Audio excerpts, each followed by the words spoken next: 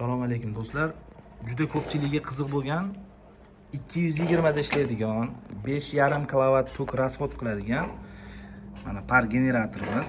Bu par generatorimiz VMA brend asosida Xitoy davlati ishlab chiqarilgan. Mana buni olib kelib o'rnatdik. Bu joyiga suv quyib qo'yasiz yoki mana bu yerdan tayyor vodoprovod, ya'ni oqima suvni ulab qo'ysangiz ham mana poplovoy o'zi to'ldirib ishlataveradi.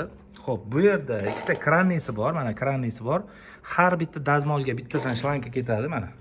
Agarda sizda mana bunga o'xshagan shlankadan bitta bo'lsa, bir tomoniga ulasizda, obratga, ya'ni qaytib chiqib ketayotgan mana chelakka solinadigan tomoniga oddiy shlanka ulasangiz ham bo'ladi. Ushbu dazmollarimiz faqat parda ishlaydi. Mana tepasida ko'rib turgan quloqni bosganingizda o'zi par chiqarishni boshlaydi.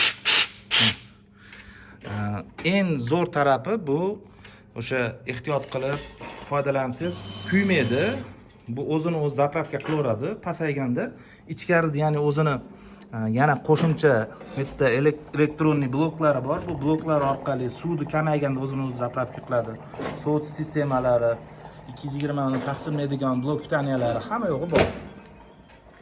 Bu joyda parlarni ko'rsatib turadi. Ya'ni o'sha davleniya nechiga chiqadi. Mana bu joyda o'chirib yoqqaningizda suv ozaysa, issiqlik kerakli paytda har bittasida o'sha svetlari yonib ogohlantirish beradi. Mana bu joyiga klapan qo'yiladi. Bu klapan davleniyani bir xil me'yorda ushlab berib turadi. Ushbu klapanni qo'ymasdan ishlatsangiz, ya'ni suv oqib ketadi. Suv oqib ketishiga sabab bu o'sha ichidagi davleniya havo bosimini bir xil me'yor qilib beradi. Mana hozir dazmolni ulab qo'yganmiz. O'sha chiq qilib ovoz berayotgan joyi aynan mana shu magnitli klapan. Tikuv seximizda mashinkalar juda ko'p. Aynan bugun dam olish kuniga mosladikki.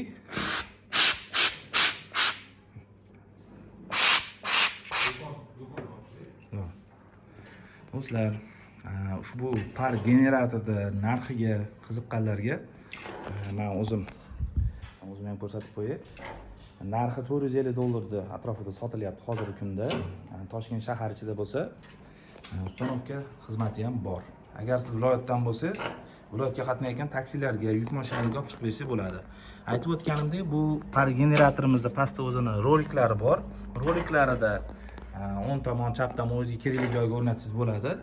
Endi buni qanaqa holatda ulanadi, shuni ham sizga aytib o'taman. O'zidan chiqqan kabeli juda qalin bo'ladi. Mana o'zini kabelini ko'ryapsiz, qalin. Unga ham o'ziga o'sha 5,5 kW tokni ko'taradigan qalinroq, kattaroq kabel ulasangiz, maqsadga muvofiq yaxshiroq bo'ladi. Shularni ham hisobga olib qo'yasiz. Yupqa kabel, ya'ni mana devorlarning ichiga o'tkazilgan montajniy simlarga ulasangiz, simni qizitib tashlaydi, eritib yuboradi. Shuni ham aytib qo'yganimiz yaxshi.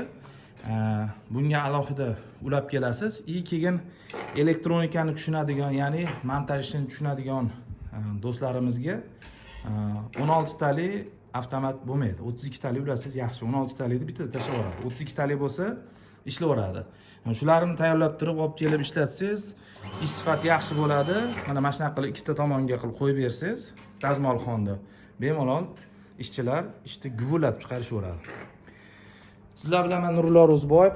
Yana shunga o'xshagan foydali videolar qilishda davom etamiz. Sog' bo'linglar.